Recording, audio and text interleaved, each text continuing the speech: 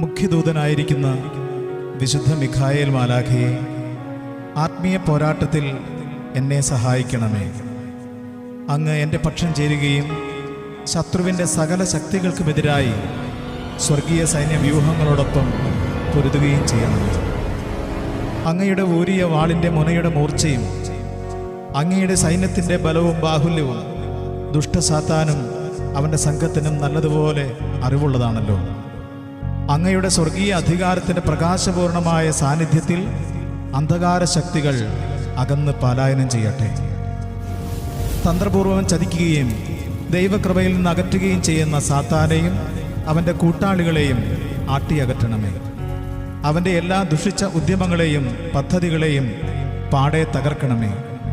നാശം വിതയ്ക്കുന്ന സാത്താനെ ബന്ധിച്ച് നരകത്തിൽ തള്ളണമേ. അലറുന്ന സാത്താൻ്റെ ഭീകര പ്രവൃത്തികൾക്ക് അറുതി വരുത്തണം.